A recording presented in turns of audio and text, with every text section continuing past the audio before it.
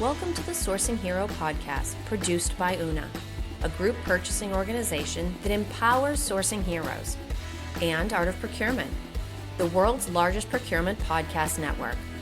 I'm your host, Kelly Barner. The goal of the Sourcing Hero podcast is to capture the epic stories of people who are rising up and beating the odds to create exceptional value within procurement, directly from those heroes themselves. Today, my guest here on the Sourcing Hero podcast is Eric Westerduin. Eric is the founder and chief problem solver, what a great title, at Go Get Made, a global sourcing and manufacturing company that specializes in helping businesses optimize their supply chains and scale efficiently with the help of overseas partners. So, hi, Eric. Thank you so much for being with me. Hi, Kelly. Thanks for having me today. No, I got to ask, when you were little and people said, what do you want to be when you grow up? Did you say chief problem solver? No. Never thought of it. But if I think back, it was, I always loved tinkering with stuff. I actually was an entrepreneur. I always started like my first business at age 9. I was always trying to figure things out and then sort of found my way into this role. And, it's just a great fit for who I am as a person. So no, it wasn't one of the roles that one of our classmates' dads came in kindergarten and said, I'm a chief problem solver. Or like a Halloween costume. Yeah, like this Halloween, I'm chief problem solver.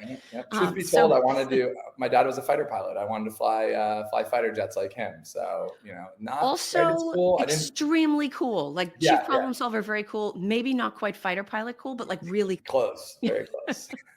Awesome. Well, you mentioned just there that you sort of started, let's say, your professional career at age 9.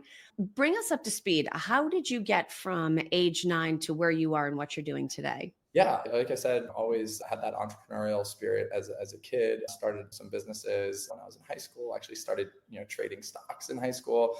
Ended up going to Cornell University, studying entrepreneurship there. After graduation, took a little detour out of entrepreneurship, did some investment banking for a while on Wall Street, and then did that for about 5 years in Manhattan. And then got out of that, started my first startup with my dad and my uncle, which was a fun one. Did that together. And then that was, 15 years ago now. And ever since then, there's been one thing after another. And then about 5 years ago, I got some great advice from a mentor that was like, hey, you really like doing the back end of the business stuff. Like, figuring out these problems, developing these products, finding things overseas. Why don't you just do that as a service for other people? And that was a really big unlock for me. And so now I feel like I'm bringing, the best of my skill set to other people and letting them figure out the other parts of the business that I wasn't always so excited about. Well, and that is interesting because I think where you focus and what most of our procurement and supply chain listeners are focused on, anytime you have to select a third party, there's never a perfect supplier. That has just not been invented yet, right? So you're always dealing with these trade-offs. And so some of it is understanding what your organization's priorities are. And then some of it is having an accurate understanding of the benefits and concerns that go with each party and figuring out those trade-offs. Mm-hmm. So if we think about things like relative cost, product quality, lead time factors in as well, what is the process that you go through when you're helping companies figure out how important those different variables are to them and maybe even how the different third parties they're considering score relative to each other? Yeah. No, Kelly, that's a great question. And I would say it's tough to have a general answer for everyone. And that's where our job comes in of really deeply understanding what's important to who we're working with. And so we'll talk to the business here in the US, whether that's a product officer or procurement officer, say, hey, what's most important to you? Is it speed? Is it quality? Is it price? Now, obviously, everything's important, but it's kind of figuring out what's most important or what are some requirements, sometimes certain certifications or audit requirements, all sorts of things. And so it's really, our job is, I think, first to understand what exactly are you looking for? What do you need? Mm-hmm. And then our teams overseas, whether, we have a team in China and Mexico and Vietnam and India. I have someone that covers Malaysia and Indonesia for us. Then it's me and my team here in the US going to our team overseas and saying, okay, hey, here's what we're looking for. Here's the profile. Please, go find this, go find that. And then they're going there and they're on the ground really getting into the weeds and figuring out, okay, where are we going to find the best match? And I always tell people the easiest way to describe my job is I'm a really high level matchmaker where I'm trying to match the needs of the business with the capabilities of a supplier. And the interesting thing is that's not static. Who might be the right supplier for you today? That might change next year if the business needs change, if volume increases, or if there's a new version of the product and now it incorporates some different, material, a different process that maybe that supplier can't handle anymore. And so I'd say it's a dynamic, ongoing process we're always trying to optimize. Because when you think about what these businesses are trying to achieve, this isn't just about the next supplier they need to find. The overall goal is to help them scale. Oh, And yeah. I'm sure de-risking that process is a huge part of what you focus on. Mhm. What are some of the most common risks? And I know we're overgeneralizing here, Yeah. but what are some of the most common risks that tend to pop up when you're working with a quick growth company? Yeah, for a lot of the companies we work with, I'd say at a high level, they have 1,000 things to do, and they have, the time, resources, whether that's time or personnel or capital to do 10 of them. And so and so that's where we come in really as a partner to say, hey, we live, eat, breathe procurement, sourcing, manufacturing, supplier audits all day long. And we can do it better, cheaper, and faster than you can. And we have the people overseas to make sure that it gets done right. And so what I tell these businesses is, hey, could you do your own taxes? Yeah, you probably could, but you'd be better off hiring an accountant. Could you run your own, Google pay-per-click ads? Yeah, but there's probably an agency that can do it a lot better for you. And I say, hey, this is one thing that we can do better than you can. And you can't outsource being the face of the business. So I tell them, hey, that's where you guys go out and meet with your buyers, meet with PR, media, that kind of stuff, that be that face of the business, grow the business. We'll take care of the back end stuff. But in terms of those risks, I would say that's where, I'd say it's sort of like any other area of business where when you're you don't know what you don't know until you make mistakes. Yeah. And a lot of my day-to-day is actually education for a lot of these companies that maybe they haven't had an issue yet, right? Like everything's fine. And so a lot of times I come in there, oh no, we're great. We have a supplier, we love them. And I am almost like chomping at the bit to be like, you don't know where this could go wrong yet. And it hasn't, which is great. Yeah. And I don't want to be this like doomsday sayer, oh my God, all these things that could go wrong. But the thing that breaks my heart is so many of our inquiries come from people after something's gone wrong. And I wish I would have met you 6 months ago and we could have avoided this, whether that's a quality issue where it's, oh yeah, everything was good until the supplier changed a component on us and they didn't tell us. And then we got it and didn't meet certification, something like that. I mean, there's so many little things that can go wrong. And one of the big things, I say is, I always try to educate people on is there's also, especially with the overseas suppliers we work with, there's a time difference. Sure. There's a geographic gap, but there's also such a big cultural difference that I think it doesn't get enough attention or enough respect in terms of what our expectations are if you and I, both being in the US, would come to an agreement, sign a contract. We have a certain level of expectations in terms of communication, transparency, ethics, reliability, and what being a good business partner looks like. I will tell you, and that differs across the world. Different cultures have different expectations. And what we would see sometimes as being deceitful, cheating, or something, some other cultures might think that's actually being a good business person. Oh, you're supposed to take advantage where you can. That's because you're looking out for yourself. So I'd put that in the risk bucket as well. Sure. You just don't know what you don't know until it goes wrong. And then everybody wishes they had known sooner.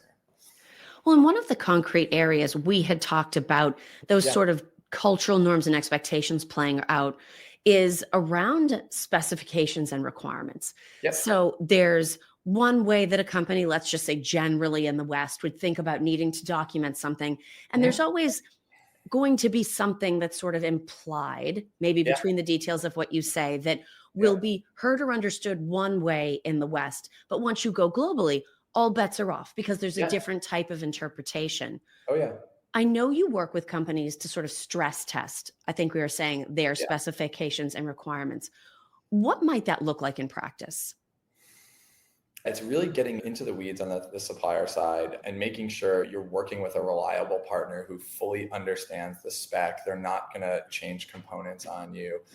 And the quality control process there is, I'd say, more so than the stress testing, it's the quality control and just kind of having that close eye on everything. And I think that's where things fall apart when you're using overseas suppliers and you don't have someone there on the ground kind of looking over their shoulder just to make sure everything goes to plan.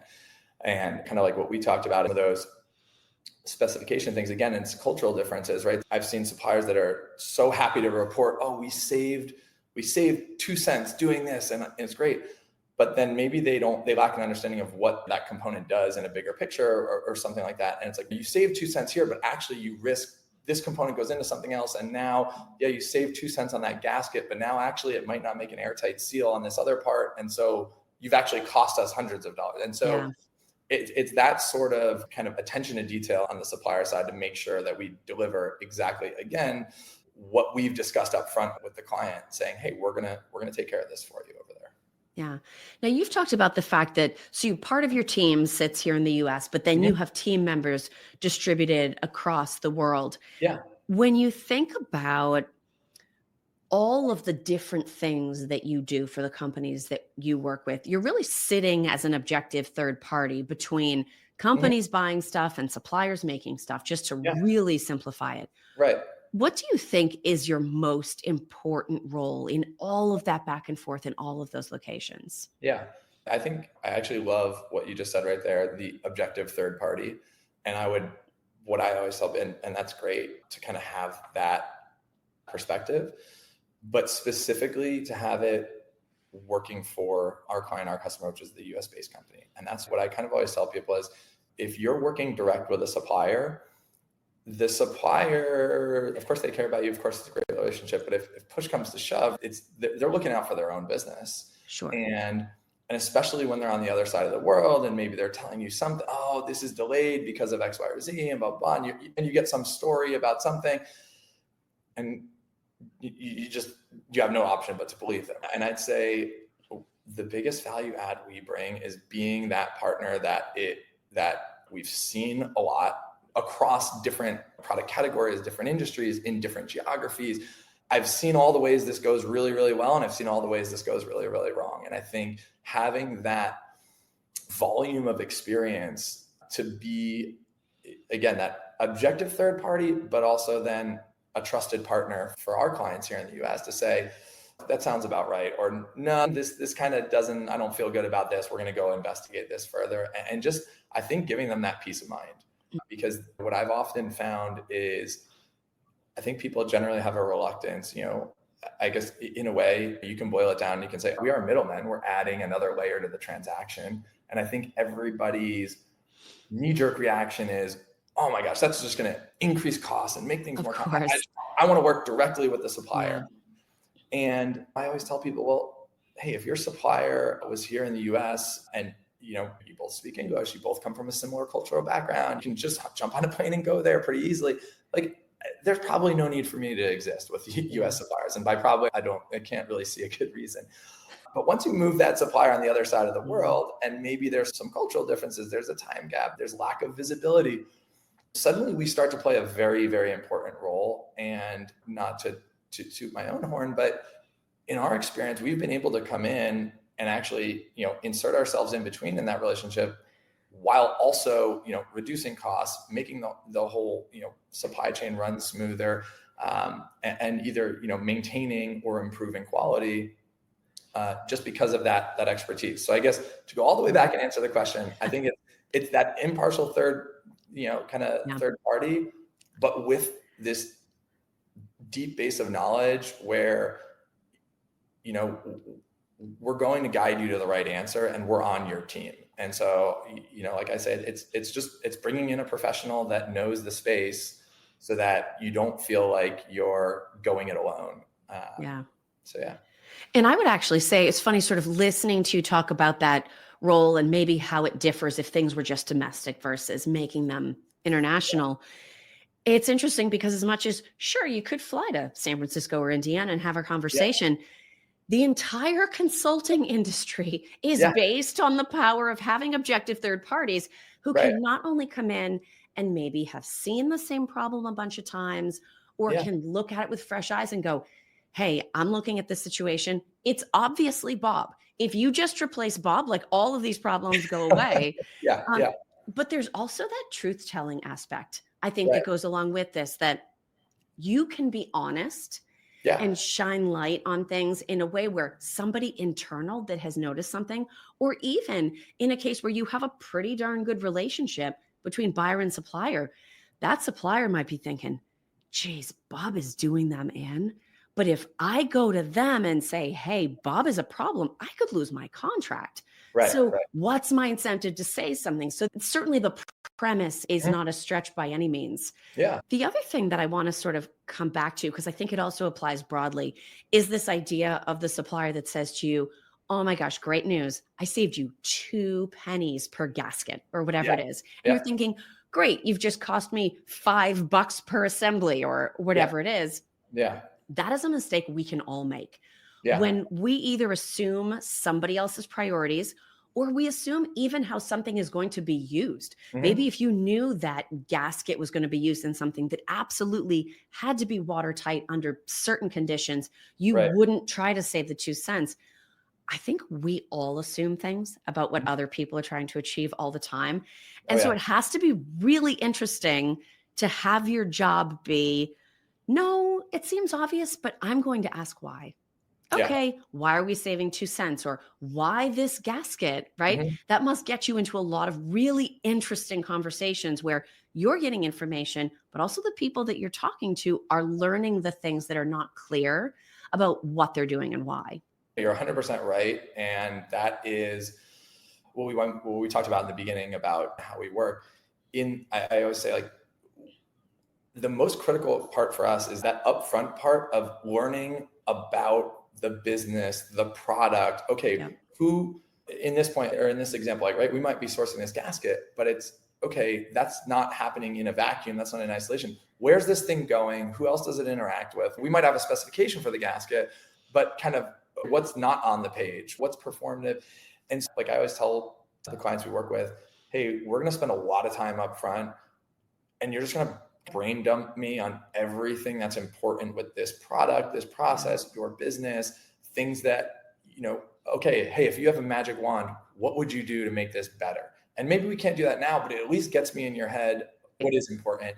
And it's kind of almost trying to get all of that quantitative and qualitative knowledge about the business, about the product, about the process. And then that way we can act as your best representative overseas and then not have to run back and forth to you every time and say, oh, they said this, is this okay? Like, Yeah. we know right away and we can shortcut some of these things. Like, no, based on what we know about this isn't good, got to go this way, and sort of act as that best representative. But yeah, to your point, it does get into a lot of interesting conversations because we're in upfront.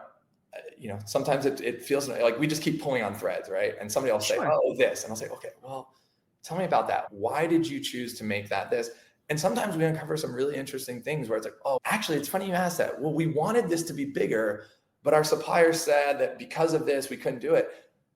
Come to find out, when we go do our supplier audit, it's because that supplier doesn't have the machinery to do the bigger Okay. size. And so they presented that to you as a design limitation because they didn't want to lose your business. When in reality, now we can go shop and find a supplier, that actually has the right machinery to do that process. And that's where we uncover some really interesting value add, where people that have been back to that direct supplier relationship, Right. you might be presented with, this is just a control. Nobody can do that. There's not machines that can do that. It Yep. might just mean that they can't do it. And we uncover a surprising amount of that, where we get these thankful emails and testimonials from people like, oh my gosh, like, we've been operating using this thing for we just never thought that was an option. And then suddenly we come in Right.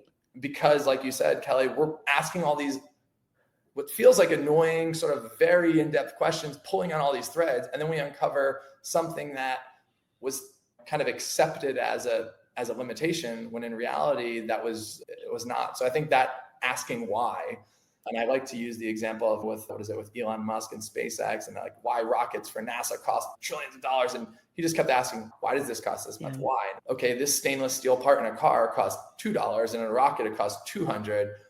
Okay, that doesn't make any sense, right? Yeah. And so, but it was just, everybody sort of accepted that as fact until somebody comes in and just asks, this doesn't make any sense. And so back to that that's the trusted third party, observer, expert role that we try to play, is to help get those best outcomes. Yeah. And those sort of assumptions, those limiting beliefs, they can not only be expensive, they can be dangerous, right? And so you really do want to figure out where those are. Yeah. Now, Eric, as we start to wind down our time, we have a tradition here at the Sourcing Hero podcast. So we don't have any magic wands to wave, like you were talking about before, but we do have superhero capes. Yeah. And so I'm going to give you 2 questions. You can answer either one, and I haven't heard a wrong answer yet. Okay. So your choices are, what does the idea of a sourcing hero mean to you? Or what do you think heroism looks like in a business context? Okay. Let's see. I'll go with option B, heroism in a business context, just because I think that applies to, I like the broad sort of application to all business roles. I'm going to go back to the very beginning of the podcast when you introduced me as the chief problem solver. Yeah. And I think this question directly relates to my belief in that I think if we all have this mindset of, being a problem solver, being, again, we just talked about like asking why, being inquisitive, and not just trying to check the box that's in front of us, or move this paper off my desk, or move this file out of my realm and kick it to someone else. I think if we're all trying to sort of really understand in a larger context, like, what are we doing here? What's the goal? Where do I fit in this process? And how do I move us closer to that goal, or have us do better, solve this problem, and really add value? And I think that mindset, it doesn't matter if you're in procurement or if you're in HR. If you're in HR and you have a personal problem, it's okay. A personnel problem, there's some sort of issue. And I think it's understanding, okay, what are the feelings around the table and everybody in this issue, and how do we resolve this? And then not just, okay, how do I get this off my desk? How do we bring it to a real resolution and then add value? So it might be a biased opinion because it's something that I really enjoy doing, but I think having that sort of inquisitive problem-solving mentality, I think that's a superpower that we can all try to have a little bit more of. I definitely agree with you about that. I think there's plenty of people willing to just like check the box and move the paper. Yeah. But the people that can say, why this box? Why am I checking it? Why this piece of paper? Those are the people that truly have the opportunity to transform businesses, industries, communities, right? So I think that's a great perspective. And actually, there's a lot of things that we've talked about today that I think if you're in procurement, you can bring to bear in the work that you're doing. If you work elsewhere in the company, right? Yeah. You can keep the big picture in mind. And so a lot of this, I think, applies across companies. Eric, if people are meeting you for the first time through this interview and they want to reach out and connect, what is the best way or place for them to find you? You can visit our website. It's gogetmade.com or contact me directly. My email is just eric@gogetmade.com. And would love to chat with anybody who's doing overseas procurement, sourcing, or manufacturing, and see if there's anything that we might be able to help with. Thank you for listening to this episode of the Sourcing Hero podcast. Join us again next time for more true stories of sourcing and business heroism performed by your colleagues and peers. Look for the Sourcing Hero wherever you get your podcasts, and don't forget to subscribe. Finally, don't forget, sourcing heroism is taking place all around us every day. Keep your eyes open and you're bound to see it. Until next time, I'm your host, Kelly Barner. Stay well and always remember that you can be a hero too.